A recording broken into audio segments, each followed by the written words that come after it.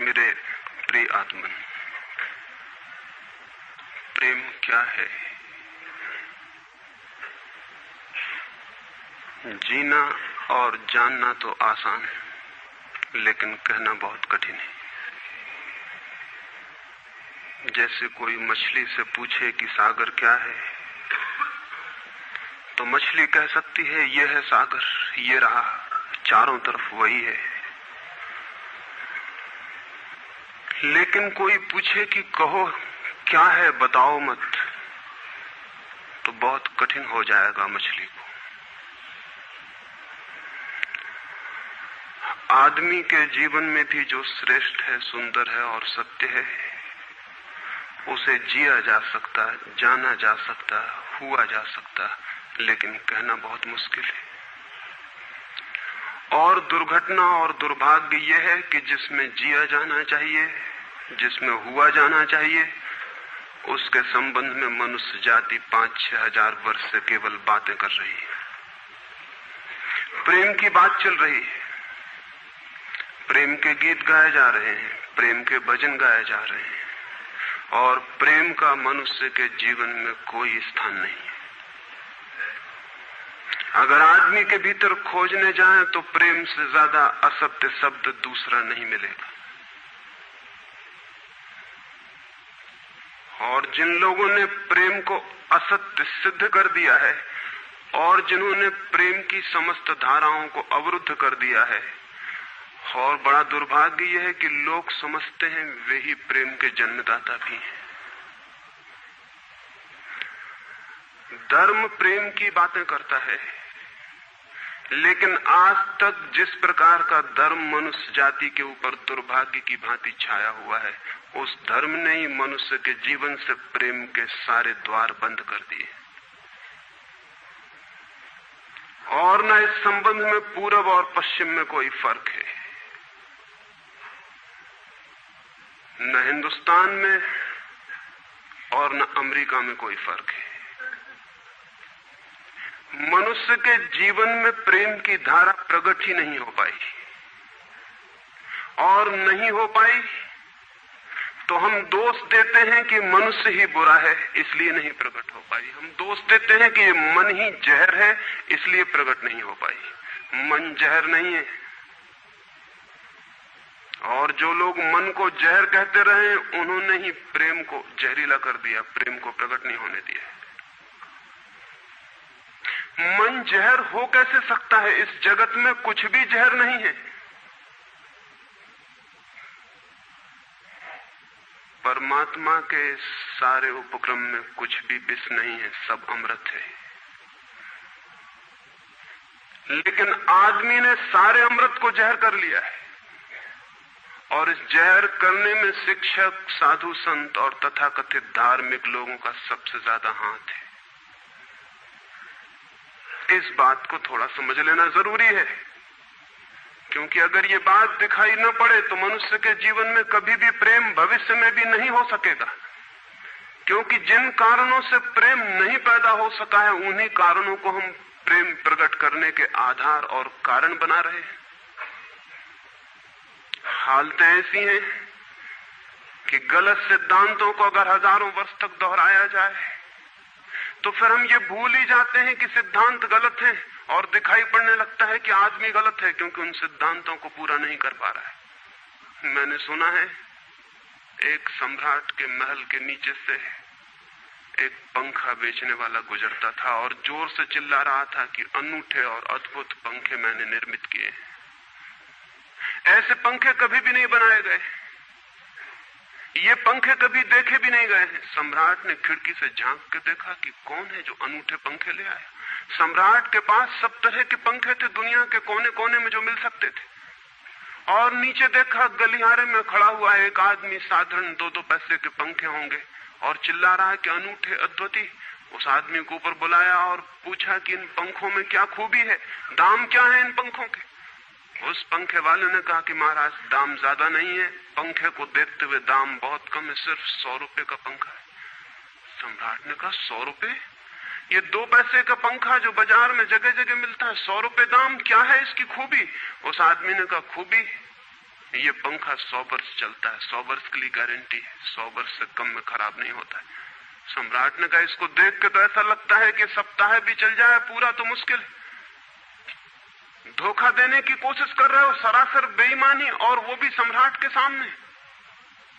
उस आदमी ने कहा, आप मुझे भली भांति जानते हैं, इसी गलिहारे में रोज पंखे बेचता हूं, 100 रुपए दाम है इसके, और अगर 100 वर्ष न चले तो जिम्मेदार मैं हूं, रोज तो नीचे मौजूद होता हूं, और फिर आप सम्राट हैं, आपको धोखा देके जाऊंगा कहां।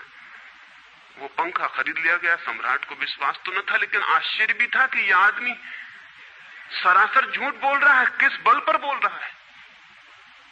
पंखा 100 रुपए में खरीद लिया गया और उससे कहा कि 7वें दिन तुम उपस्थित हो जाना। 2-4 दिन में ही पंखे की डंडी बाहर निकल गई, 7वें दिन तो वो बिल्कुल मुर्दा हो गया। लेकिन सम्राट ने सोचा कि शायद पंखे वाला आएगा नहीं, लेकिन ठीक समय पर 7वें दिन वो पंखे वाला हाजिर हो गया। उसने कहा, कहो महाराज। उन्होंने कहा, कहना नहीं, ये पंखा पड़ा हुआ है, टूटा हुआ। ये 7 दिन में ये गति हो गई, तुम कहते 100 वर्ष चलेगा। पागल हो या धोखेबाज, क्या हो? उस आदमी ने कहा कि मालूम होता है आपको पंखा झलना नहीं आता है। पंखा तो 100 वर्ष चलता ही, पंखा तो गारंटीड है। आप पंखा झलते कैसे थे? सम्राट ने कहा, और भी सुनो, अब मुझे ये भी सीखना पड़ेगा कि पंखा कैसे किया जाता है। उस आदमी ने कहा, कृपा करके बताइए कि इस पंखे की गति 7 दिन में ऐसी कैसे बना दी आपने, किस भांति पंखा किया? सम्राट ने पंखा उठा के करके दिखाया कि इस भांति मैंने पंखा किया।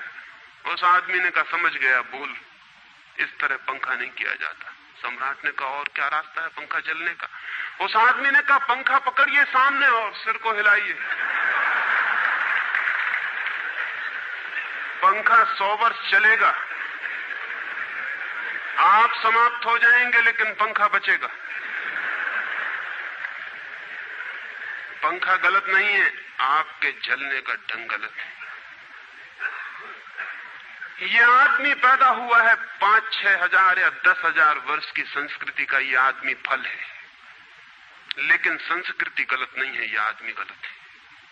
आदमी मरता जा रहा है रोज, और संस्कृति की दुहाई चलती चली जाती है कि महान संस्कृति, महान धर्म, महान सब कुछ, और उसका ये फल है। आदमी उसी संस्कृति से गुजरा है और ये परिणाम है उसका। लेकिन नहीं, आदमी गलत है, और आदमी को बदलना चाहिए अपने को। और कोई कहने की हिम्मत नहीं उठाता कि कहीं ऐसा तो नहीं है कि 10,000 वर्षों में जो संस्कृति और धर्म आदमी को प्रेम से नहीं भर पाए, वो संस्कृति और धर्म गलत हो। और अगर 10,000 वर्षों में आदमी प्रेम से नहीं भर पाया, तो आगे कोई संभावना है इसी धर्म और इसी संस्कृति के आधार पर कि आदमी कभी प्रेम से भर जाए?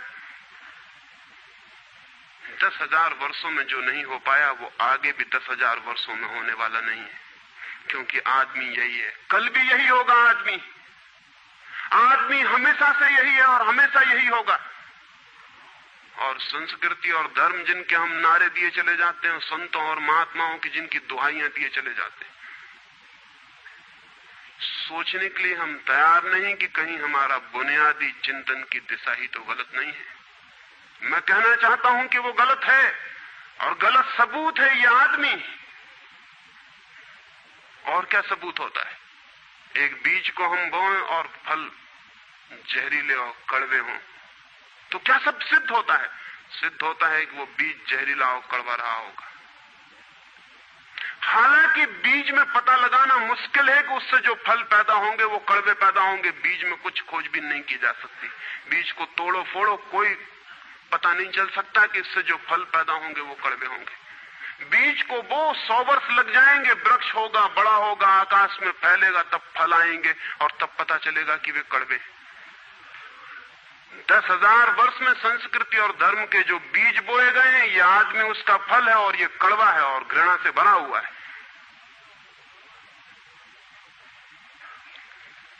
लेकिन उसी की दुहाई दिए चले जाते हैं हम, और सोचते हैं उससे प्रेम हो जाएगा।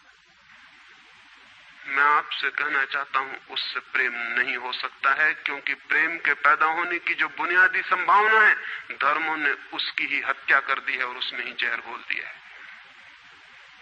मनुष्य से भी ज्यादा प्रेम पशुओं और पक्षियों में और पौधों में दिखाई पड़ता है, जिनके पास न कोई संस्कृति है न कोई धर्म है। संस्कृत और सुसंस्कृत और सभ्य मनुष्यों की बजाय असभ्य और जंगल के आदमी में ज्यादा प्रेम दिखाई पड़ता है, जिसके पास न कोई विकसित धर्म है, न कोई सभ्यता है, न कोई संस्कृति है। जितना आदमी सभ्य, सुसंस्कृत और तथाकथित धर्मों के प्रभाव में मंदिरों और चर्चों में प्रार्थना करने लगता, उतना ही प्रेम से शून्य क्यों होता चला जाता? जरूर कुछ कारण है, और दो कारणों पर मैं विचार करना चाहता हूं। अगर वे ख्याल में आ जाएं तो प्रेम के अवरुद्ध स्रोत टूट सकते हैं और प्रेम की गंगा बह सकती है। वो हर आदमी के भीतर है, उसे कहीं से लाना नहीं है। प्रेम कोई ऐसी बात नहीं है कि कहीं खोजने जाना है उसे, वो है, वो प्राणों की प्यास है हर एक के भीतर, वो प्राणों की सुगंध है प्रत्येक के भीतर, लेकिन चारों तरफ से परकोटा है उसके और वो प्रकट नहीं हो पाती। सब तरफ पत्थर की दीवार है और वो झरने नहीं फूट पाते। तो प्रेम की खोज और प्रेम की साधना कोई पॉजिटिव, कोई विधायक खोज और साधना नहीं है कि हम जाएं और कहीं प्रेम सीख लें। एक मूर्तिकार एक पत्थर को तोड़ रहा था, कोई देखने गया था कि मूर्ति कैसे बनाई जाती है। उसने देखा कि मूर्ति तो बिल्कुल नहीं बनाई जा रही, सिर्फ छेनी और हथौड़े से पत्थर तोड़ा जा रहा है। तो उस आदमी ने पूछा कि आप क्या कर रहे हैं, मूर्ति नहीं बनाएंगे? मैं तो मूर्ति का बनना देखने आया हूं, आप तो सिर्फ पत्थर तोड़ रहे हैं। उस मूर्तिकार ने कहा कि मूर्ति तो पत्थर के भीतर छिपी है, उसे बनाने की जरूरत नहीं है, सिर्फ उसके ऊपर जो व्यर्थ पत्थर जुड़ा है उसे अलग कर देने की जरूरत है और मूर्ति प्रकट हो जाएगी। मूर्ति बनाई नहीं जाती, मूर्ति सिर्फ आविष्कृत होती है, डिस्कवर होती है, अनावृत होती है, उघाड़ी जाती है। मनुष्य के भीतर प्रेम छिपा है, सिर्फ उघाड़ने की बात है, उसे पैदा करने का सवाल नहीं है, अनावृत करने की बात है। कुछ है जो हमने ऊपर से ओढ़ा हुआ है, जो उसे प्रकट नहीं होने देता। एक चिकित्सक से जाके आप पूछें कि स्वास्थ्य क्या है, और दुनिया का कोई चिकित्सक नहीं बता सकता कि स्वास्थ्य क्या है। बड़े आश्चर्य की बात है, स्वास्थ्य पर ही तो सारा चिकित्सा शास्त्र खड़ा है, सारी मेडिकल साइंस खड़ी है, और कोई नहीं बता सकता कि स्वास्थ्य क्या है। लेकिन चिकित्सक से पूछें कि स्वास्थ्य क्या है, तो वो कहेगा बीमारियों के बाबत हम बता सकते हैं कि बीमारियां क्या हैं, उनके लक्षण हमें पता है, एक एक बीमारी का अलग अलग परिभाषा हमें पता है। स्वास्थ्य का हमें कोई भी पता नहीं है। इतना हम कह सकते हैं कि जब कोई बीमारी नहीं होती तो जो होता है वो स्वास्थ्य है। स्वास्थ्य तो मनुष्य के भीतर छिपा है, इसलिए मनुष्य की परिभाषा के बाहर है। बीमारी बाहर से आती है, इसलिए बाहर से परिभाषा की जा सकती है। स्वास्थ्य भीतर से आता है, उसकी कोई परिभाषा नहीं की जा सकती। इतना ही हम कह सकते हैं कि बीमारियों का अभाव स्वास्थ्य है। लेकिन ये स्वास्थ्य की कहां परिभाषा हुई? स्वास्थ्य के संबंध में तो हमने कुछ भी ना कहा कि बीमारियां नहीं है, तो बीमारियों के संबंध में कहा। सच ये है कि स्वास्थ्य पैदा नहीं करना होता, या तो छिप जाता है बीमारियों में, या बीमारियां हट जाती हैं तो प्रकट हो जाता है। स्वास्थ्य हम में है, स्वास्थ्य हमारा स्वभाव है। प्रेम हम में है, प्रेम हमारा स्वभाव है। इसलिए ये बात गलत है कि मनुष्य को समझाया जाए कि तुम प्रेम पैदा करो। सोचना यह है कि प्रेम पैदा क्यों नहीं हो पा रहा है, बाधा क्या है, अड़चन क्या है, कहां रुकावट डाल दी गई। अगर कोई भी रुकावट ना हो तो प्रेम प्रकट होगा ही, उसे सिखाने की और समझाने की कोई भी जरूरत नहीं है। अगर मनुष्य के ऊपर गलत संस्कृति और गलत संस्कार की धाराएं और बाधाएं न हो तो हर आदमी प्रेम को उपलब्ध होगा ही, ये अनिवार्यता है। प्रेम से कोई बच ही नहीं सकता, प्रेम स्वभाव है। गंगा बहती है हिमालय से, बहेगी गंगा, उसके प्राण है, उसके पास जल है, वो बहेगी और सागर को खोज ही लेगी। न किसी पुलिस वाले से पूछेगी, न किसी पुरोहित से पूछेगी कि सागर कहां है। देखा किसी गंगा को चौरस्ते पर खड़े होकर पूछते कि सागर कहां है? उसके प्राणों में है छिपी सागर की खोज और ऊर्जा है, तो पहाड़ तोड़ेगी, मैदान तोड़ेगी और पहुंच जाएगी सागर तक। सागर कितने ही दूर हो, कितना ही छिपा हो, खोज ही लेगी। और कोई रास्ता नहीं है, कोई गाइड बुक नहीं है कि जिससे पता लगा ले कि कहां से जाना है, लेकिन पहुंच जाती है। लेकिन बांध बांध दिए जाएं, चारों तरफ परकोटे उठा दिए जाएं, प्रकृति की बाधाओं को तोड़ के तो गंगा सागर तक पहुंच जाती है, लेकिन अगर आदमी की इंजीनियरिंग की बाधाएं खड़ी कर दी जाएं तो हो सकता है गंगा सागर तक न पहुंच पाए। ये भेद समझ लेना जरूरी है। प्रकृति की कोई भी बाधा असल में बाधा नहीं है, इसलिए गंगा सागर तक पहुंच जाती है, हिमालय को काट के पहुंच जाती है। लेकिन अगर आदमी इजाद करे, इंतजाम करे, तो गंगा को सागर तक नहीं भी पहुंचने दे सकता है। प्रकृति का तो एक सहयोग है, प्रकृति तो एक हार्मनी है। वहां जो बाधा भी दिखाई पड़ती है वो भी शायद शक्ति को जगाने के लिए चुनौती है। वहां जो विरोध भी दिखाई पड़ता है वो भी शायद भीतर प्राणों में जो छिपा है उसे प्रकट करने के लिए बुलावा है। वहां शायद कोई बाधा नहीं है। वहां हम बीज को दबाते हैं जमीन में, दिखाई पड़ता है कि जमीन की एक परत बीज के ऊपर पड़ी है, बाधा दे रही, लेकिन वो बाधा नहीं दे रही। अगर वो परत ना होगी तो बीज अंकुरित भी नहीं हो पाएगा। ऐसे दिखाई पड़ता है कि एक परत जमीन की बीज को नीचे दबा रही है, लेकिन वो परत दबा इसलिए रही है ताकि बीज दबे, गले और टूट जाए और अंकुर बन जाए। ऊपर से दिखाई पड़ता है वो जमीन बाधा दे रही, लेकिन वो जमीन मित्र है और सहयोग कर रही बीज को प्रकट करने में। प्रकृति तो एक हार्मनी है, एक संगीतपूर्ण लयबद्धता है, लेकिन आदमी ने जो जो निसर्ग के ऊपर इंजीनियरिंग की है, जो जो उसने अपने यांत्रिक धारणाओं को ठोकने की और बिठाने की कोशिश की है, उससे गंगाएं रुक गई हैं, जगह जगह अवरुद्ध हो गई हैं। और फिर आदमी को दोष दिया जाता है। किसी बीज को दोष देने की जरूरत नहीं है। अगर वो पौधा न बन पाए तो हम कहेंगे कि जमीन नहीं मिली होगी, ठीक, पानी नहीं मिला होगा, ठीक, सूरज की रोशनी नहीं मिली होगी, ठीक। लेकिन आदमी के जीवन में खिल न पाए फूल प्रेम का तो हम कहते हैं तुम हो जिम्मेवार। और कोई नहीं कहता कि भूमि ना मिली होगी, ठीक, पानी ना मिला होगा, ठीक, सूरज की रोशनी ना मिली होगी, ठीक। इसलिए यह आदमी का पौधा अवरुद्ध रह गया, विकसित नहीं हो पाया, फूल तक नहीं पहुंच पाया। मैं आपसे कहना चाहता हूं कि बुनियादी बाधाएं आदमी ने खड़ी की हैं। प्रेम की गंगा तो बह सकती है और परमात्मा के सागर तक पहुंच सकती है। आदमी बना उस लिए है कि वो बहे और प्रेम बहे और परमात्मा तक पहुंच जाए, लेकिन हमने कौन सी बाधाएं खड़ी कर दी? पहली बात, आज तक मनुष्य की सारी संस्कृतियों ने सेक्स का, काम का, वासना का विरोध किया है। इस विरोध ने मनुष्य के भीतर प्रेम के जन्म की संभावना तोड़ दी, नष्ट कर दी। इस निषेध ने, क्योंकि सच्चाई यह है कि प्रेम की सारी यात्रा का प्राथमिक बिंदु काम है, सेक्स है। प्रेम की यात्रा का जन्म गंगोत्री, जहां से गंगा पैदा होगी प्रेम की, वो सेक्स है, वो काम है। और उसके सब दुश्मन है, सारी संस्कृतियां और सारे धर्म और सारे गुरु और सारे महात्मा। तो गंगोत्री पर ही चोट कर दी, वहीं रोक दिया। पाप है काम, अधम है काम, जहर है काम।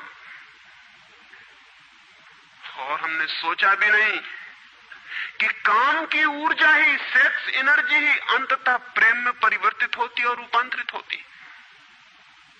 प्रेम का जो विकास है वो काम की शक्ति का ही ट्रांसफॉर्मेशन है, वो उसी का रूपांतरण है। एक कोयला पड़ा हो और आपको ख्याल भी नहीं आएगा कि कोयला ही रूपांतरित होकर हीरा बन जाता है। हीरे और कोयले में बुनियादी रूप से कोई भी फर्क नहीं है। हीरे में भी वही तत्व हैं जो कोयले में है, और कोयला हजारों वर्ष की प्रक्रिया से गुजर के हीरा बन जाता है। लेकिन कोयले की कोई कीमत नहीं है।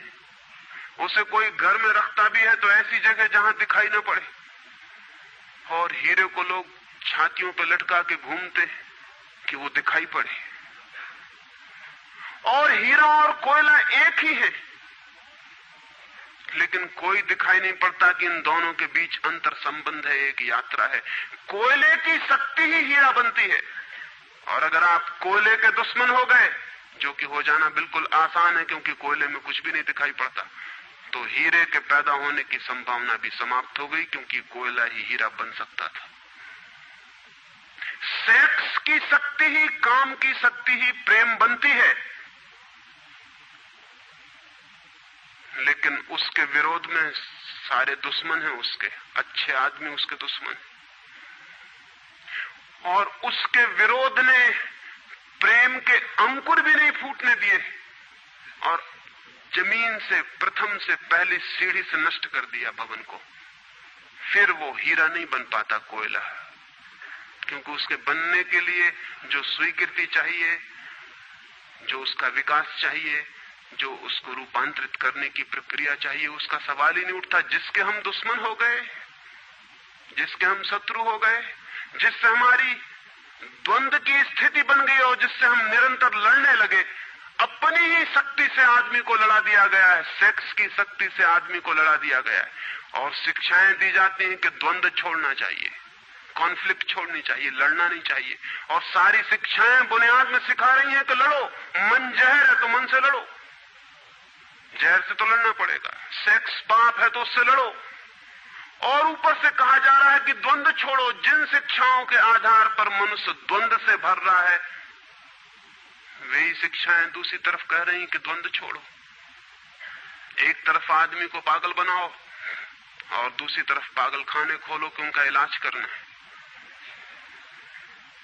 एक तरफ कीटाणु फैलाओ बीमारियों के, और फिर अस्पताल खोलो कि बीमारियों का इलाज यहां किया जाता है। एक बात समझ लेनी जरूरी है संबंध में, मनुष्य कभी भी काम से मुक्त नहीं हो सकेगा। काम उसके जीवन का प्राथमिक बिंदु है, उसी से जन्म होता है। परमात्मा ने काम की शक्ति को ही, सेक्स को ही सृष्टि का मूल बिंदु स्वीकार किया है। और परमात्मा जिसे पाप नहीं समझ रहा, महात्मा उसे पाप बता रहे हैं। अगर परमात्मा उसे पाप समझता है तो परमात्मा से बड़ा पापी इस पृथ्वी पर, इस जगत में, इस विश्व में कोई भी नहीं है। फूल खिला हुआ दिखाई पड़ रहा है। कभी सोचा है कि फूल का खिल जाना भी सेक्सुअल एक्ट है?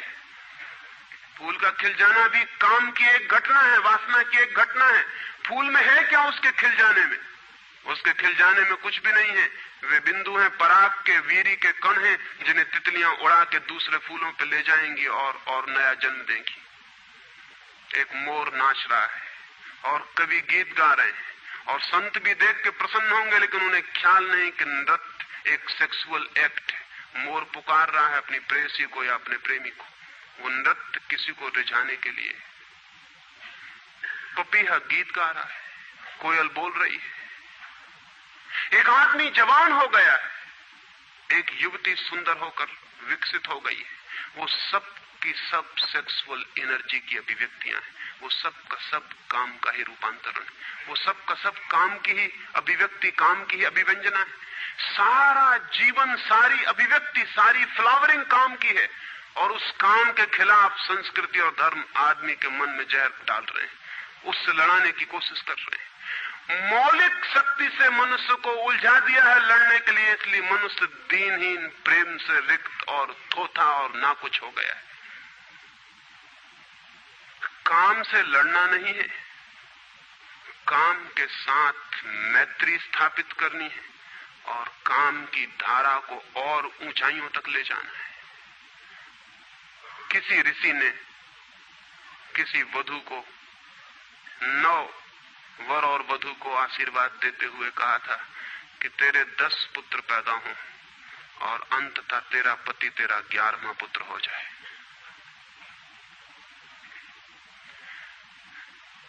वासना रूपांतरित हो तो पत्नी मां बन सकती है,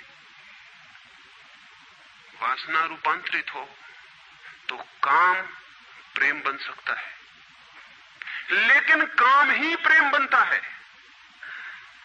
काम की ऊर्जा ही प्रेम की ऊर्जा में विकसित होती है, फलित होती है। लेकिन हमने मनुष्य को भर दिया है काम के विरोध में।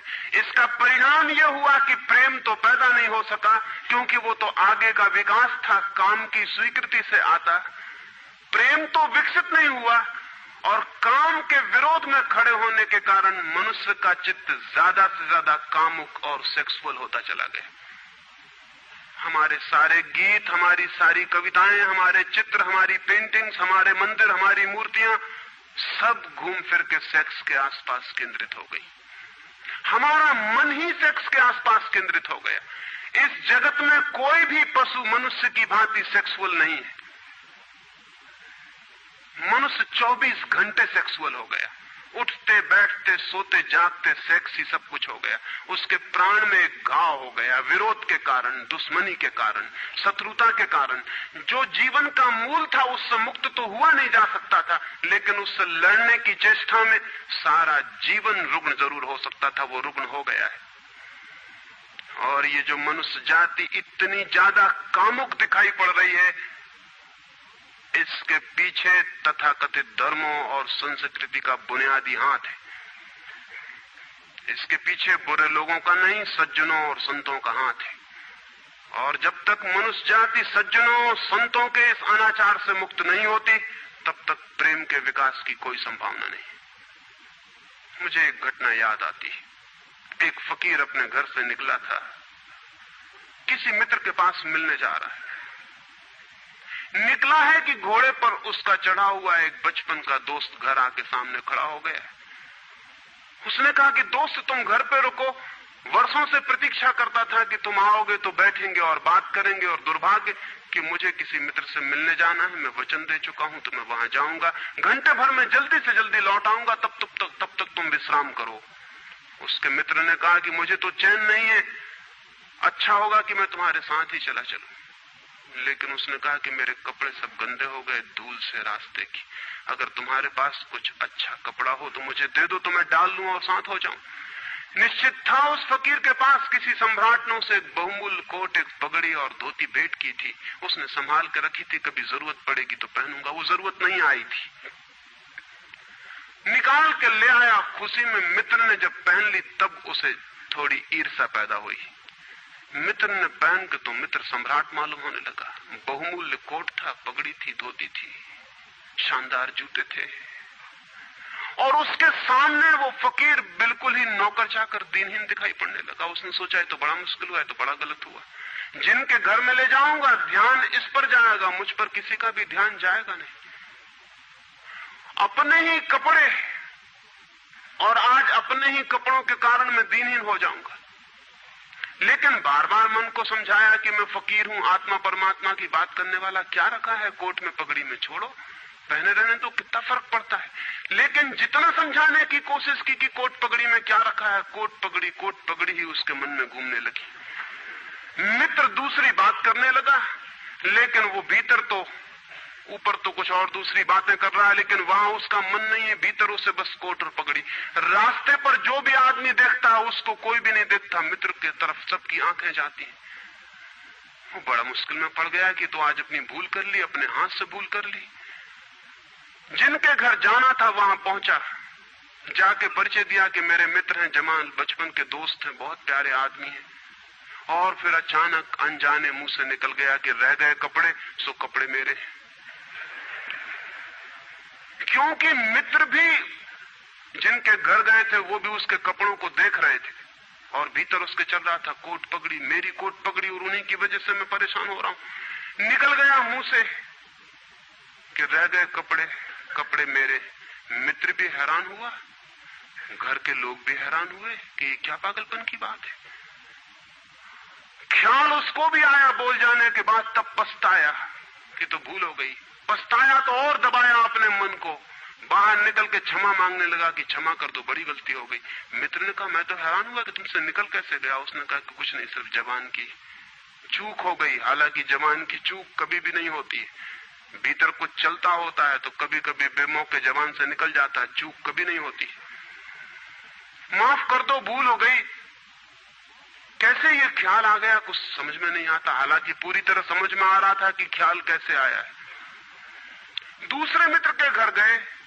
अब वो तय करता रहा रास्ते में कि अब चाहे कुछ भी हो जाए, ये नहीं कहना है कि कपड़े मेरे हैं, पक्का कर लेना है अपने मन को। घर के द्वार पर उसने जाके बिल्कुल दृढ़ संकल्प कर लिया कि ये बात नहीं उठानी कि कपड़े मेरे। लेकिन उस पागल को पता नहीं कि जितना वो दृढ़ संकल्प कर रहा है इस बात का, वो दृढ़ संकल्प बता रहा है इस बात को कि उतने ही जोर से उसके भीतर ये भावना घर कर रही कि कपड़े मेरे। आखिर दृढ़ संकल्प किया क्यों जाता है? एक आदमी कहता है कि मैं ब्रह्मचर्य का दृढ़ व्रत लेता हूं, उसका मतलब है उसके भीतर कामुकता दृढ़ता से धक्के मार रही, नहीं तो और कारण क्या है? एक आदमी कहता है कि मैं कसम खाता हूं कि आज से कम खाना खाऊंगा, उसका मतलब यह है कि कसम खानी पड़ रही, ज्यादा खाने का मन है उसका। और तब अनिवार्य रूप में द्वंद्व पैदा होता है। जिससे हम लड़ना चाहते हैं वही हमारी कमजोरी है, और तब द्वंद्व पैदा हो जाना स्वाभाविक है। वो लड़ता हुआ दरवाजे के भीतर गया, संभल संभल के बोला कि मेरे मित्र हैं, लेकिन जब वो बोल रहा है तब उसको कोई नहीं देख रहा, उसके मित्र कोई उस घर के लोग देख रहे हैं। तब फिर उसे ख्याल आया कि मेरा कोट, मेरी पगड़ी। उसने कहा कि दृढ़ता से कसम खाई, इसकी बात नहीं उठानी। मेरा क्या है कपड़ा लत्ता, कपड़े लत्ते किसी के होते हैं, ये तो सब संसार है, ये तो सब माया है। लेकिन ये सब समझा रहा है, लेकिन असलियत तो बाहर से भीतर, भीतर से बाहर हो रही। समझाया कि मेरे मित्र हैं, बचपन के दोस्त हैं, बहुत प्यारे आदमी हैं, रह गए कपड़े, कपड़े उन्हीं के हैं, मेरे नहीं है। पर घर के लोगों को ख्याल आया कि कपड़े उन्हीं के हैं, मेरे नहीं है। आज तक ऐसा परिचय कभी देखा नहीं गया था। बाहर निकल के क्षमा मांगने लगा कि बड़ी भूल हुई जा रही, मैं क्या करूं क्या ना करूं, ये क्या हो गया है मुझे। आज तक मेरी जिंदगी में कपड़ों ने इस तरह से मुझे नहीं पकड़ा था, किसी को नहीं पकड़ा। लेकिन अगर तरकीब उपयोग में करें तो कपड़े पकड़ ले सकते हैं। मित्र ने कहा मैं जाता नहीं तुम्हारे साथ, पर वो हाथ जोड़ने लगा कि नहीं ऐसा मत करो, जीवन भर के लिए दुख रह जाएगा कि मैंने क्या दुर्व्यवहार किया। अब मैं कसम खा के कहता हूं कि कपड़ों की बात ही नहीं उठानी। मैं बिल्कुल भगवान की कसम खाता हूं कि कपड़ों की बात नहीं उठानी। और कसम खाने वालों से हमेशा सावधान रहना जरूरी है, क्योंकि जो भी कसम खाता है उसके भीतर उस कसम से भी मजबूत कोई बैठा है जिसके खिलाफ वो कसम खा रहा है। और वो जो भीतर बैठा है वो ज्यादा भीतर है, कसम ऊपर है और बाहर है। कसम चेतन मन से खाई गई है और जो भीतर बैठा है वो अचेतन की परतों तक समाया हुआ है। अगर मन के 10 हिस्से कर दें तो कसम एक हिस्से ने खाई है, 9 हिस्से उल्टा भीतर खड़ा हुआ है। ब्रह्मचर्य की कसमें एक हिस्सा खा रहा है मन का, और 9 हिस्सा परमात्मा की दुहाई दे रहा है। वो जो परमात्मा ने बनाया है वो उसके लिए कहा चला जा रहा है, कहे चला जा रहा है। गए तीसरे मित्र के घर। अब उसने बिल्कुल ही अपनी सांसों तक पे संयम कर रखा है। संयमी आदमी बड़े खतरनाक होते हैं, क्योंकि उनके भीतर ज्वालामुखी उबल रहा है और ऊपर से वो संयम साधे हुए हैं। और इस बात को स्मरण रखना कि जिस चीज को साधना पड़ता है, साधने में इतना श्रम लग जाता है कि साधना पूरे वक्त हो नहीं सकती, फिर शिथिल होना पड़ेगा, विश्राम करना पड़ेगा। अगर मैं जोर से मुट्ठी बांध लूं तो कितनी देर बांधे रख सकता हूं? 24 घंटे। जितने जोर से बांधूंगा उतने ही जल्दी थक जाऊंगा और मुट्ठी खुल जाएगी। जिस चीज में भी श्रम करना पड़ता है, जितना ज्यादा श्रम करना पड़ता है उतने जल्दी थकान आ जाती, शक्ति खत्म हो जाती और उल्टा होना शुरू हो जाता है। मुट्ठी बांधी जितने जोर से उतने ही जल्दी मुट्ठी खुल जाएगी। मुट्ठी खुली रखी जा सकती है 24 घंटे, लेकिन बांध के नहीं रखी जा सकती है। जिस काम में श्रम पड़ता है उस काम को आप जीवन नहीं बना सकते, कभी सहज नहीं हो सकता वो काम। श्रम पड़ेगा, फिर विश्राम का वक्त आएगा ही। इसलिए जितना सधा हुआ संत होता है उतना ही खतरनाक आदमी होता है, क्योंकि उसका विश्राम का वक्त आएगा। 24 घंटे में घंटे भर को उसे शिथिल होना पड़ेगा, उसी बीच दुनिया भर के पाप उसके भीतर खड़े हो जाएंगे, नरक सामने आ जाएगा। तो उसने बिल्कुल ही अपने को सांस सांस रोक लिया और कहा कि अब कसम खाता हूं कि इन कपड़ों की बात ही नहीं उठानी। लेकिन आप सोच लें उसकी हालत, अगर आप थोड़े बहुत भी धार्मिक आदमी होंगे तो आपको अपने अनुभव से भी पता चल सकता है कि उसकी क्या हालत हुई होगी। अगर आपने कसम खाई हो, व्रत लिए हो, संकल्प साधे हो, तो आपको भली भांति पता होगा कि भीतर क्या हालत हो जाती है। भीतर गया, उसके माथे से पसीना चू रहा है, इतना श्रम पड़ रहा है। मित्र डरा हुआ है उसके पसीने को देखकर कि वो उसकी सब नसें खिंची हुई हैं। वो बोल रहा है एक एक शब्द कि मेरे मित्र हैं, बड़े पुराने दोस्त हैं, बहुत अच्छे आदमी हैं। और एक क्षण को वो रुका, जैसे भीतर से कोई जोर का धक्का आया हो और सब बह गया, बाढ़ आ गई और सब बह गया। और उसने कह कि रह गए कपड़े की बात, तो मैंने कसम खा ली है कि कपड़े की बात ही नहीं करनी।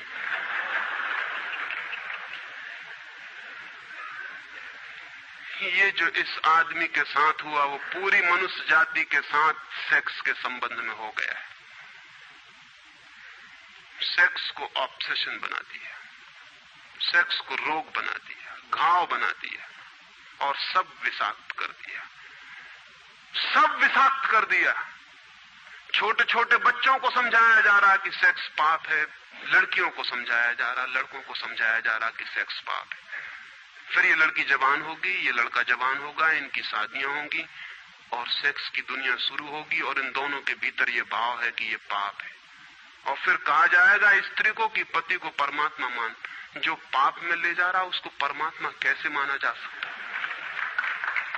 ये कैसे संभव है कि जो पाप में घसीट रहा है वो परमात्मा हो?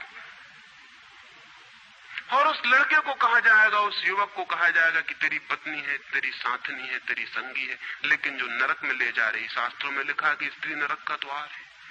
ये नरक का द्वार, संगी और साथनी, ये मेरा आधा अंग, ये नरक की तरफ जाता हुआ आधा अंग मेरा, ये इसके साथ कौन सा सामंजस्य बन सकता है? सारे दुनिया का दाम्पत्य जीवन नष्ट किया है इस शिक्षा ने।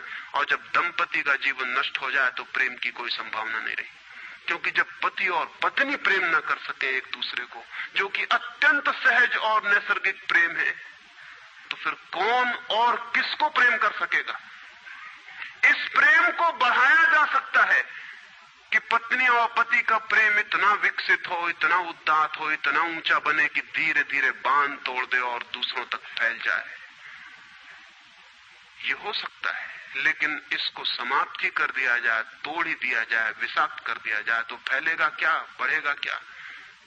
रामानुज एक गांव में ठहरे थे और एक आदमी ने आके कहा कि मुझे परमात्मा को पाना है। तो उन्होंने कहा कि तूने कभी किसी को प्रेम किया है? उस आदमी ने कहा इस झंझट में मैं कभी पड़ा ही नहीं, प्रेम वगैरह की झंझट मैंने की, मुझे तो परमात्मा को खोजना है। रामानुज ने कहा तूने कभी झंझट ही नहीं की प्रेम की? उसने कहा मैं बिल्कुल सच कहता हूं आपसे। और बेचारा ठीक ही कह रहा था, क्योंकि धर्म की दुनिया में प्रेम एक डिस्क्वालिफिकेशन, एक अयोग्यता है। तो उसने सोचा कि अगर मैं कहूं किसी को प्रेम किया तो वो कहेंगे अभी प्रेम प्रेम छोड़, ये राग वाग छोड़, अभी इधर पहले इन सबको छोड़ के आ, तब इधर आना। तो उस बेचारे ने किया भी हो तो वो कहता गया कि मैंने नहीं किया, नहीं किया। ऐसा कौन आदमी होगा जिसने थोड़ा बहुत प्रेम नहीं किया हो? रामानुज ने तीसरी बार पूछा कि तू कुछ तो बता, थोड़ा बहुत भी, कभी भी किसी को? उसने कहा माफ करिए, आप क्यों बात बात वही बात पूछे चले जा रहे हैं? मैंने प्रेम की तरफ आंख उठा के नहीं देखा, मुझे तो परमात्मा को खोजना है। तो रामानुज ने कहा मुझे क्षमा कर, तू कहीं और खोज, क्योंकि मेरा अनुभव यह है कि अगर तूने किसी को प्रेम किया हो तो उस प्रेम को फिर इतना बड़ा जरूर किया जा सकता है कि वो परमात्मा तक पहुंच जाए। लेकिन अगर तूने प्रेम ही नहीं किया तो तेरे पास कुछ है ही नहीं जिसको बड़ा किया जा सके। बीज ही नहीं है तेरे पास जो वृक्ष बन सके। तो तू जा कहीं और पूछ। और जब पति और पत्नी में प्रेम न हो,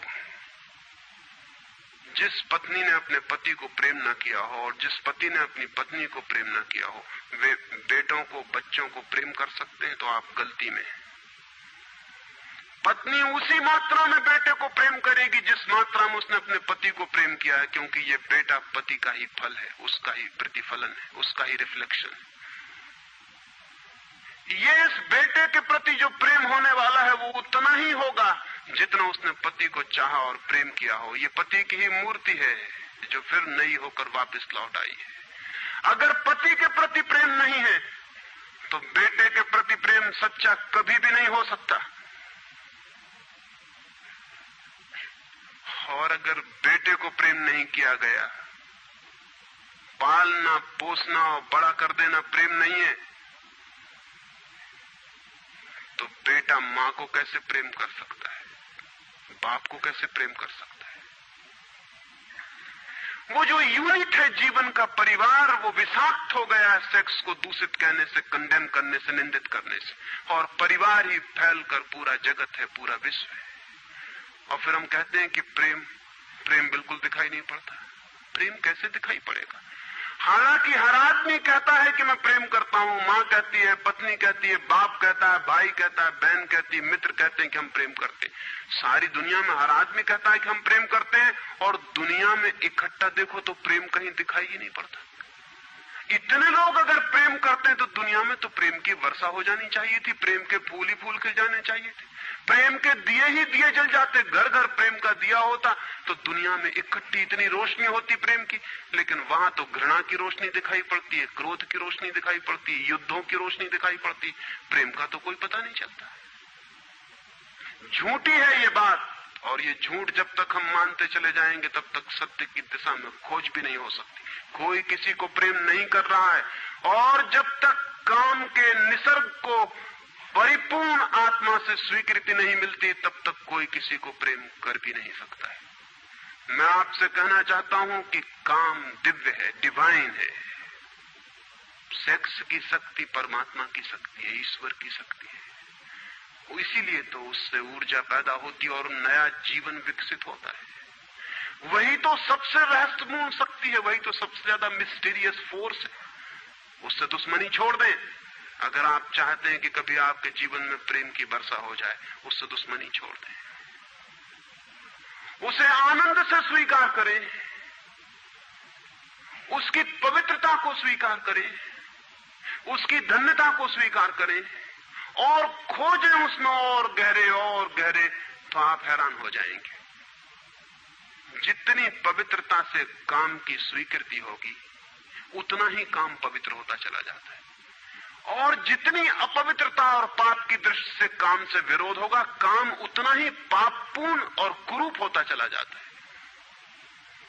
जब कोई अपनी पत्नी के पास ऐसे जाए जैसे कोई मंदिर के पास जाता है, जब कोई पत्नी अपने पति के पास ऐसे जाए जैसे सच में कोई परमात्मा के पास जाता है, क्योंकि जब दो प्रेमी काम से निकट आते हैं, जब वे संभोग से गुजरते हैं, तब सच में ही वे परमात्मा के मंदिर के निकट से गुजर रहे हैं। वहीं परमात्मा काम कर रहा है उनकी उस निकटता में, वहीं परमात्मा की सृजन शक्ति काम कर रही है। और मेरी अपनी दृष्टि यह है कि मनुष्य को समाधि का, ध्यान का जो पहला अनुभव मिला हो कभी भी मनुष्य के इतिहास में, तो वो संभोग के क्षण में मिला है और कभी नहीं। संभोग के क्षण में ही पहली बार ये स्मरण आया है आदमी को कि इतने आनंद की वर्षा हो सकती है। और जिन्होंने सोचा, जिन्होंने मेडिटेट किया, जिन लोगों ने काम के संबंध पर और मैथुन पर चिंतन किया और ध्यान किया, उन्हें यह दिखाई पड़ा कि काम के क्षण में, मैथुन के क्षण में, संभोग के क्षण में मन विचारों से शून्य हो जाता है। एक क्षण को मन के सारे विचार रुक जाते हैं, और वो विचारों का रुक जाना और वो मन का ठहर जाना ही आनंद की वर्षा का कारण होता है। तब उन्हें सीक्रेट मिल गया, राज मिल गया कि अगर मन को विचारों से मुक्त किया जा सके किसी और विधि से भी, तो भी इतना ही आनंद मिल सकता है। और तब समाधि और योग की सारी व्यवस्थाएं विकसित हुई, जिनमें ध्यान और सामायिक और मेडिटेशन और प्रेयर, इनकी सारी व्यवस्थाएं विकसित हुई। इन सब के मूल में संभोग का अनुभव है। और फिर मनुष्य को अनुभव हुआ कि बिना संभोग में जाए भी चित्त शून्य हो सकता है, और जो रस की अनुभूति संभोग में हुई थी वो बिना संभोग के भी बरस सकती है। फिर संभोग क्षणिक हो सकता है, क्योंकि शक्ति और ऊर्जा का वो निकास और बहाव है, लेकिन ध्यान सतत हो सकता है। तो मैं आपसे कहना चाहता हूं कि एक युगल संभोग के क्षण में जिस आनंद को अनुभव करता है, एक योगी 24 घंटे उस आनंद को अनुभव करने लगता है। लेकिन इन दोनों आनंदों में बुनियादी विरोध नहीं है, और इसलिए जिन्होंने कहा कि विषयानंद और ब्रह्मानंद भाई भाई हैं, उन्होंने जरूर सत्य कहा है। वे सहोदर हैं, एक ही उदर से पैदा हुए हैं, एक ही अनुभव से विकसित हुए, उन्होंने निश्चित ही सत्य कहा है। तो पहला सूत्र आपसे कहना चाहता हूं, अगर चाहते हैं कि पता चले कि प्रेम तत्व क्या है, तो पहला सूत्र है काम की पवित्रता, दिव्यता, उसकी ईश्वरीय अनुभूति की स्वीकृति, उसको परम हृदय से, पूर्ण हृदय से अंगीकार। और आप हैरान हो जाएंगे, जितने परिपूर्ण हृदय से काम की स्वीकृति होगी, उतने ही आप काम से मुक्त होते चले जाएंगे। जितना अस्वीकार होता है, उतने ही हम बंधते हैं, जैसा वो फकीर कपड़ों से बंध गया। जितना स्वीकार होता है, उतने हम मुक्त होते हैं। अगर परिपूर्ण स्वीकार है, टोटल एक्सेप्टेबिलिटी है जीवन का जो निसर्ग है उसकी, तो आप पाएंगे कि वो परिपूर्ण स्वीकृति को मैं आस्तिकता कहता हूं। वही आस्तिकता व्यक्ति को मुक्त करती है। नास्तिक मैं उनको कहता हूं जो जीवन के निसर्ग का अस्वीकार करते हैं, निषेध करते हैं। ये बुरा है, ये पाप है, ये विष है, ये छोड़ो, ये छोड़ो, ये छोड़ो। जो छोड़ने की बातें कर रहे हैं वे ही नास्तिक हैं। जीवन जैसा है उसे स्वीकार करो और जियो उसकी परिपूर्णता में। वही परिपूर्णता रोज रोज सीढ़ियां सीढ़ियां ऊपर उठाती जाती, वही स्वीकृति मनुष्य को ऊपर ले जाती, और एक दिन उसके दर्शन होते हैं जिसका काम में पता भी नहीं चलता था। काम अगर कोयला था तो एक दिन हीरा भी प्रकट होता है प्रेम का। तो पहला सूत्र यह है। दूसरा सूत्र आपसे कहना चाहता हूं, और वो दूसरा सूत्र भी संस्कृति ने और आज तक की सभ्यता ने और धर्मों ने हमारे भीतर मजबूत किया है। दूसरा सूत्र भी स्मरणीय है, क्योंकि पहला सूत्र तो काम की ऊर्जा को प्रेम बना देगा, और दूसरा सूत्र द्वार की तरह रोके हुए है उस ऊर्जा को बहने से, वो बह नहीं पाएगी। वो दूसरा सूत्र है मनुष्य का ये भाव कि मैं हूं, ईगो, उसका अहंकार कि मैं हूं। बुरे लोग तो कहते ही हैं कि मैं हूं, अच्छे लोग और जोर से कहते हैं कि मैं हूं, और मुझे स्वर्ग जाना है और मोक्ष जाना है और मुझे ये करना है और मुझे वो करना है। लेकिन वो मैं खड़ा हुआ है वहां भीतर। और जिस आदमी का मैं जितना मजबूत है, उतना ही उस आदमी की सामर्थ्य दूसरे से संयुक्त हो जाने की कम हो जाती, क्योंकि मैं एक दीवार है, एक घोषणा है कि मैं हूं। मैं की घोषणा कह देती है तुम हो, मैं हूं, दोनों के बीच फासला है। फिर मैं कितना ही प्रेम करूं और आपको अपनी छाती से लगा लूं, लेकिन फिर भी हम दो हैं। छातियां कितनी ही निकट आ जाएं, फिर भी बीच में फासला है। मैं हूं, तुम हो। इसलिए निकटतम अनुभव भी निकट नहीं ला पाते। शरीर पास बैठ जाते हैं, आदमी दूर दूर बने रह जाते हैं। जब तक भीतर मैं बैठा हुआ है, तब तक दूसरे का भाव नष्ट नहीं होता। शास्त्र ने कहीं एक अद्भुत वचन कहा है कि दी अदर इज हेल, वो जो दूसरा है वही नरक है। लेकिन शास्त्र ने ये नहीं कहा कि why the other is other, वो दूसरा क्यों है। वो दूसरा इसलिए है कि मैं हूं, और जब तक मैं हूं तब तक दुनिया में हर चीज दूसरी है, अन्य है, भिन्न है। और जब तक भिन्नता है तब तक प्रेम का अनुभव नहीं हो सकता। प्रेम है एकात्म का अनुभव। प्रेम है इस बात का अनुभव कि गिर गई दीवार और दो ऊर्जाएं मिल गई और संयुक्त हो गई। प्रेम है इस बात का अनुभव कि एक व्यक्ति और दूसरे व्यक्ति की सारी दीवारें गिर गईं और प्राण संयुक्त हुए, मिले और एक हो गए। जब यही अनुभव एक व्यक्ति और समस्त के बीच फलित होता है तो उस अनुभव को मैं कहता हूं परमात्मा, और जब दो व्यक्तियों के बीच फलित होता है तो उसे मैं कहता हूं प्रेम। अगर मेरे और किसी दूसरे व्यक्ति के बीच ये अनुभव फलित हो जाए कि हमारी दीवारें गिर जाएं, हम किसी भीतर के तल पर एक हो जाएं, एक संगीत, एक धारा, एक प्राण, तो ये अनुभव है प्रेम। और अगर ऐसा ही अनुभव मेरे और समस्त के बीच घटित हो जाए कि मैं विलीन हो जाऊं और सब और मैं एक हो जाऊं, तो ये अनुभव है परमात्मा। इसलिए मैं कहता हूं प्रेम है सीढ़ी और परमात्मा है उस यात्रा की अंतिम मंजिल। ये कैसे संभव है कि दूसरा मिट जाए? जब तक मैं न मिटूं तब तक दूसरा कैसे मिट सकता है? वो दूसरा पैदा किया है मेरे मैं की प्रतिध्वनि ने। जितने जोर से मैं चिल्लाता हूं कि मैं, उतने ही जोर से वो दूसरा पैदा हो जाता है।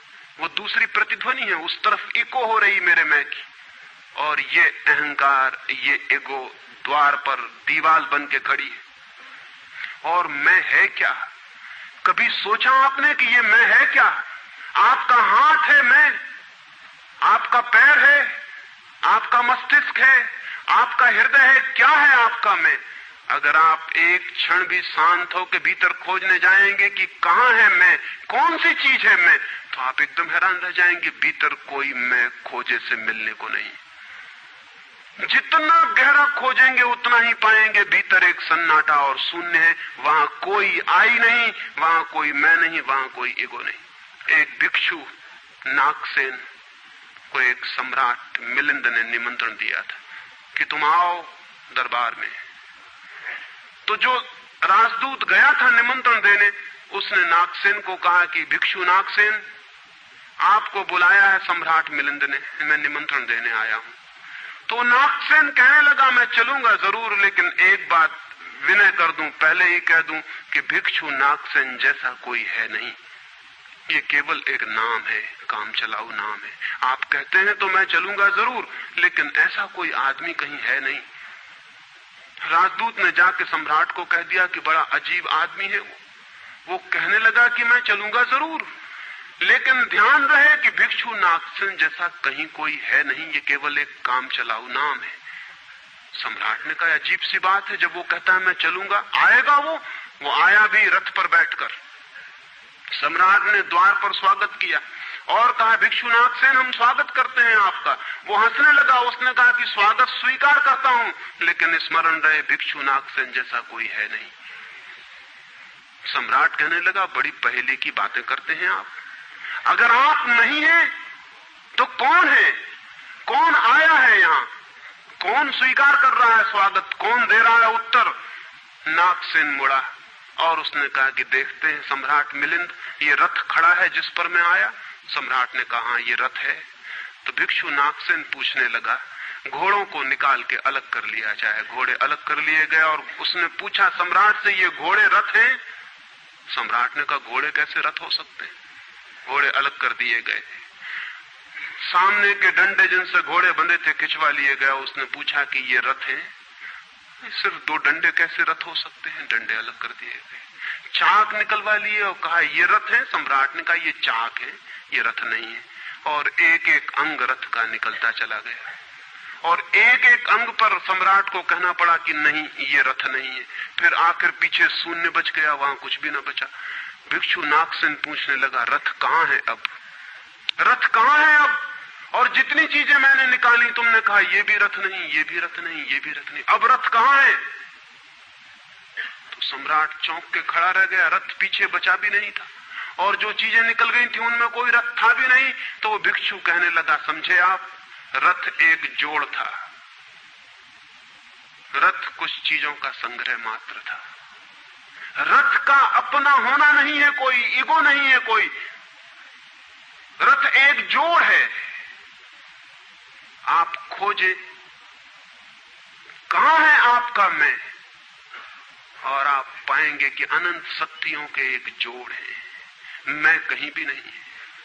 और एक एक अंग आप सोचते चले जाएं तो एक एक अंग समाप्त होता चला जाता है। फिर पीछे शून्य रह जाता है।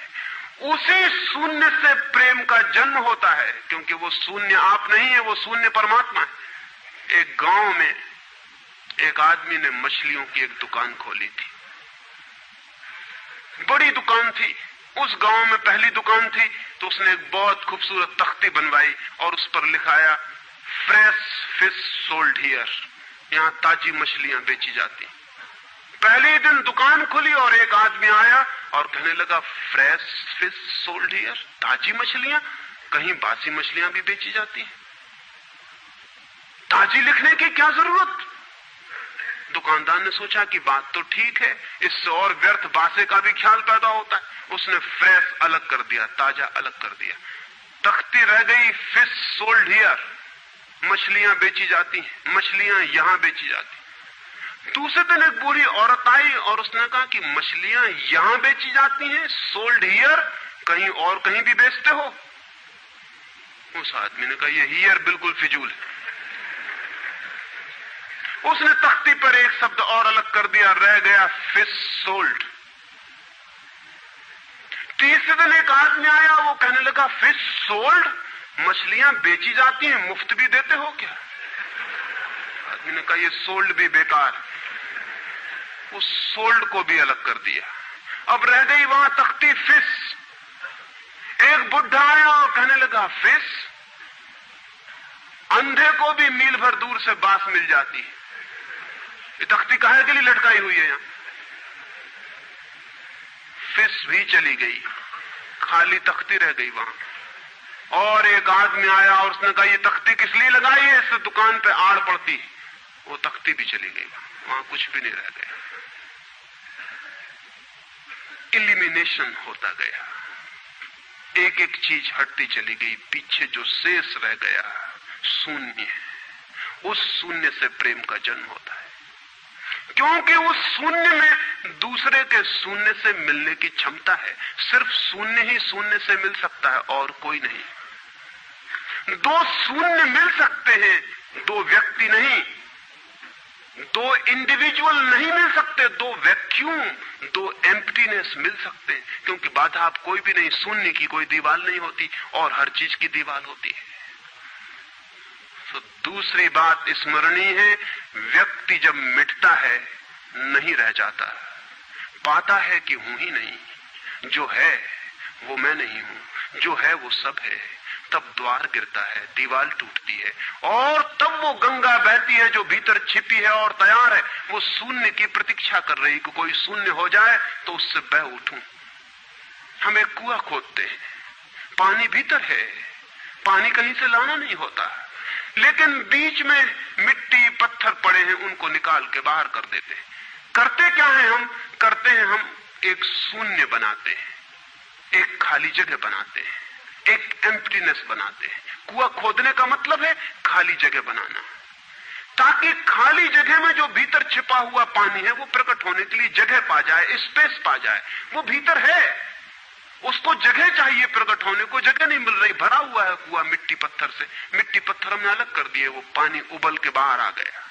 आदमी के भीतर प्रेम भरा हुआ है, स्पेस चाहिए, जगह चाहिए जहां वो प्रकट हो जाए। और हम भरे हुए हैं अपने मैं से। हर आदमी चिल्लाया चला जा रहा है मैं, और स्मरण रखें जब तक आपकी आत्मा चिल्लाती है मैं, तब तक आप मिट्टी पत्थर से भरे हुए कुएं हैं। आपके कुएं में प्रेम के झरने नहीं फूटेंगे, नहीं फूट सकते। मैंने सुना है एक बहुत पुराना वृक्ष था, आकाश में सम्राट की तरह उसके हाथ फैले हुए थे। उस पर फूल आते थे तो दूर दूर से पक्षी सुगंध लेने आते हैं, उस पर फल लगते थे तो तितलियां उड़ती।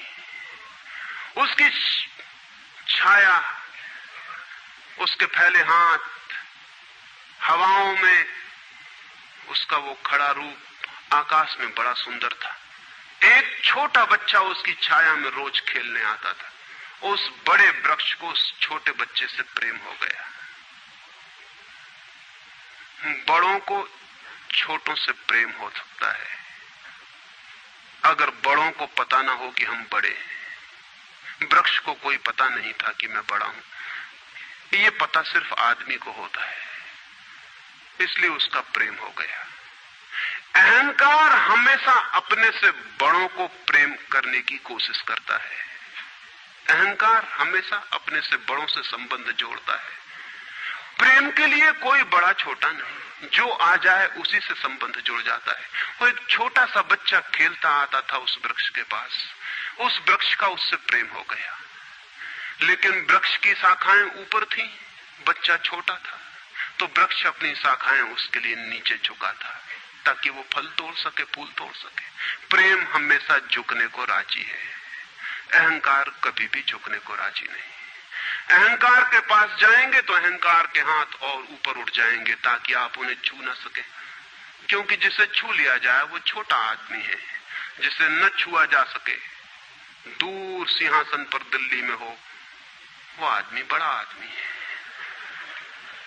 वो वृक्ष के शाखाएं नीचे झुकाती जब वो बच्चा खेलता हुआ आता, और जब बच्चा उसके फूल तोड़ लेता तो वृक्ष बहुत खुश होता, उसके प्राण आनंद से भर जाते।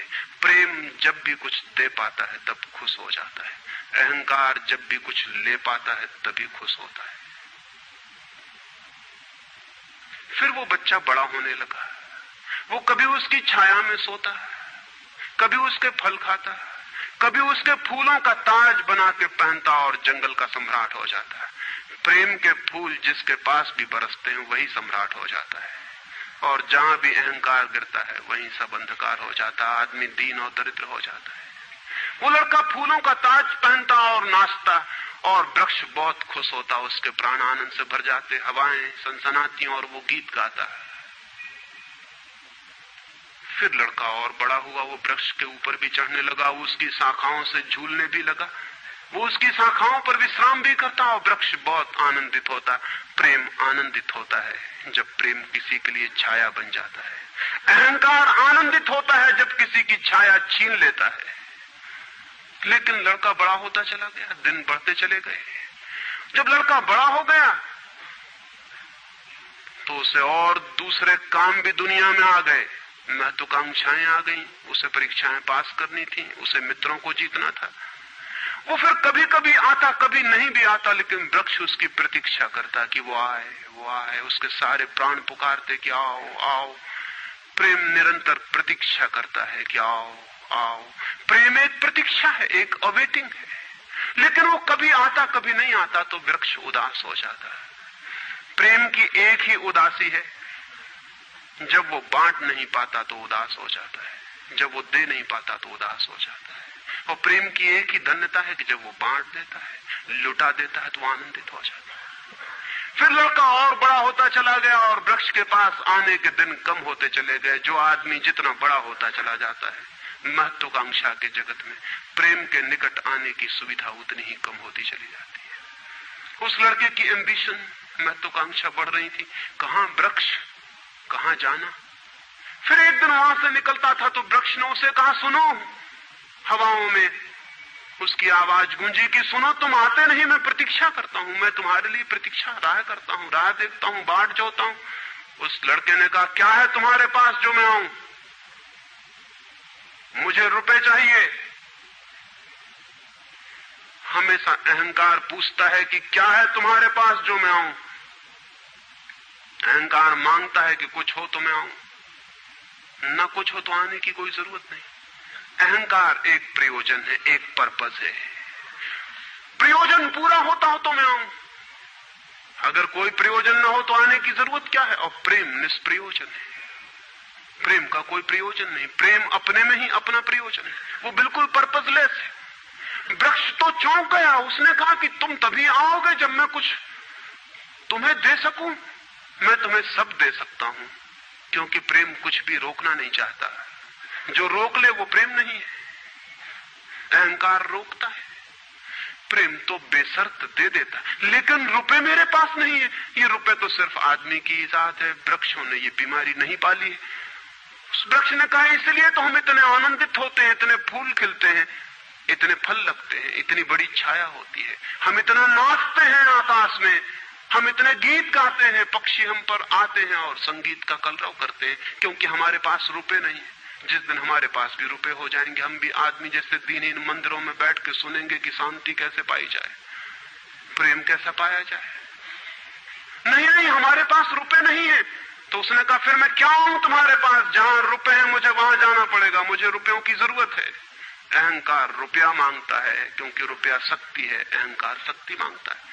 उस वृक्ष ने बहुत सोचा, फिर उसे ख्याल आया तो तुम एक काम करो, मेरे सारे फलों को तोड़ के ले जाओ और बेच दो तो शायद रुपए मिल जाए। और उस लड़के को भी ख्याल आया, वो चढ़ा और उसने सारे फल तोड़ डाले, कच्चे भी गिरा डाले, शाखाएं भी टूटी, पत्ते भी टूटे, लेकिन वृक्ष बहुत खुश हुआ, बहुत आनंदित हुआ।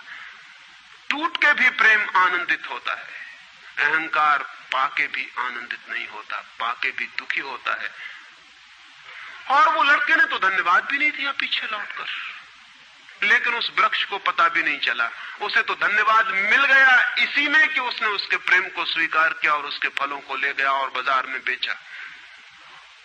लेकिन फिर वो बहुत दिनों तक नहीं आया, उसके पास रुपए थे और रुपयों से रुपए पैदा करने की वो कोशिश में लग गया था, वो भूल गया।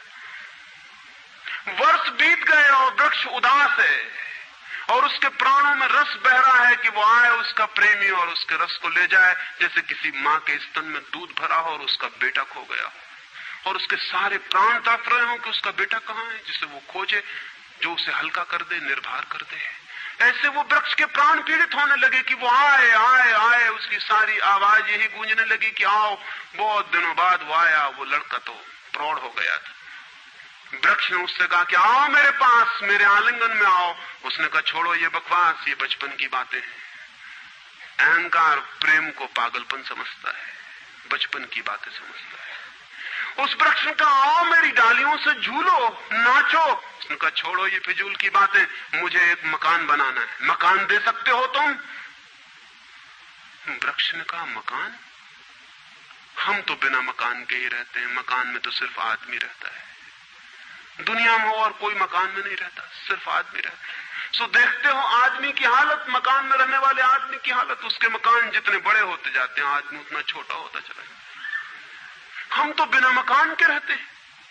लेकिन एक बात हो सकती है कि तुम मेरी शाखाओं को काट के ले जाओ तो शायद तुम मकान बना लो। और वो प्रौढ़ कुल्हाड़ी लेकर आ गया और उसने उस वृक्ष की शाखाएं काट डाली। वृक्ष एक ठूंठ रह गया नंगा, लेकिन वृक्ष बहुत आनंदित था। प्रेम सदा आनंदित है, चाहे उसके अंग भी कट जाएं, लेकिन कोई ले जाए, कोई ले जाए, कोई बांट ले, कोई सम्मिलित हो जाए, साझीदार हो जाए। और उस लड़के ने तो पीछे लौट के भी नहीं देखा, उसने मकान बना लिया। और वक्त गुजरता गया, वो ठूंठ रहा देखता, वो चिल्लाना चाहता, लेकिन अब उसके पास पत्ते भी नहीं थे, शाखाएं भी नहीं थी, हवाएं आती और वो बोल भी ना पाता, बुला भी ना पाता। लेकिन उसके प्राणों में तो एक ही गूंज थी कि आओ आओ। और बहुत दिन बीत गए, तब वो बूढ़ा आदमी हो गया था, वो बच्चा, वो निकल रहा था पास से, वृक्ष के पास आके खड़ा हो गया। तो वृक्ष ने पूछा क्या कर सकता हूं और मैं तुम्हारे लिए, तुम बहुत दिनों बाद आए। उसने कहा तुम क्या कर सकोगे, मुझे दूर देश जाना है धन कमाने के लिए, मुझे एक नाव की जरूरत है। तो उसने कहा तुम मुझे और काट लो तो मेरी इस पीड़ से नाव बन जाएगी और मैं बहुत धन्य होऊंगा कि मैं तुम्हारी नाव बन सकूं, तुम्हें दूर देश ले जा सकूं। लेकिन तुम जल्दी लौट आना और सकुशल लौट आना, मैं तुम्हारी प्रतीक्षा करूंगा। और उसने आरे से उस वृक्ष को काट डाला, तब वो एक छोटा सा ठूंठ रह गया और वो दूर यात्रा पर निकल गया। और वो ठूंठ भी प्रतीक्षा करता रहा कि वो आए आए, लेकिन अब उसके पास कुछ भी नहीं देने को, शायद वो नहीं आएगा, क्योंकि अहंकार वहीं आता है जहां कुछ पाने को है। अहंकार वहां नहीं जाता जहां कुछ पाने को नहीं। मैं उस ठूंठ के पास एक रात मेहमान हुआ था, तो वो ठूंठ मुझसे बोला कि वो मेरा मित्र अब तक नहीं आया और मुझे बड़ी पीड़ा होती, कहीं नाव डूब न गई हो, कहीं वो भटक ना गया हो, कहीं किसी दूसरे किनारे पर विदेश में कहीं भूल ना गया हो, कहीं वो डूब ना गया हो, कहीं वो समाप्त ना हो गया हो। एक खबर मुझे भर कोई ला दे, अब मैं मरने के करीब हूं, एक खबर भर आ जाए कि वो सकुशल है, फिर कोई बात नहीं, फिर सब ठीक है। अब तो मेरे पास देने को कुछ भी नहीं है, इसलिए बुलाऊं भी तो शायद वो नहीं आएगा, क्योंकि वो लेने की ही भाषा समझता है। अहंकार लेने की भाषा समझता है, प्रेम देने की भाषा है। इससे ज्यादा और कुछ मैं नहीं कहूंगा। जीवन एक ऐसा वृक्ष बन जाए और उस वृक्ष की शाखाएं अनंत तक फैल जाएं, सब उसकी छाया में हो और सब तक उसकी बाह फैल जाए, तो पता चल सकता है कि प्रेम क्या है। प्रेम का कोई शास्त्र नहीं है, न कोई परिभाषा है, न प्रेम का कोई सिद्धांत है। तो मैं बहुत हैरानी में था कि क्या कहूंगा आपसे कि प्रेम क्या है, तो बताना मुश्किल है। आके बैठ सकता हूं, अगर मेरी आंखों में दिखाई पड़ जाए तो दिखाई पड़ सकता है, अगर मेरे हाथों में दिखाई पड़ जाए तो दिखाई पड़ सकता है। मैं कह सकता हूं यह है प्रेम, लेकिन प्रेम क्या है? अगर मेरी आंख में न दिखाई पड़े, मेरे हाथ में न दिखाई पड़े, तो शब्दों से बिल्कुल भी दिखाई नहीं पड़ सकता है कि प्रेम क्या है। मेरी बातों को इतने प्रेम और शांति से सुना, उससे बहुत बहुत अनुग्रहित हूं और अंत में सबके भीतर बैठे परमात्मा को प्रणाम करता हूं। मेरे प्रणाम स्वीकार।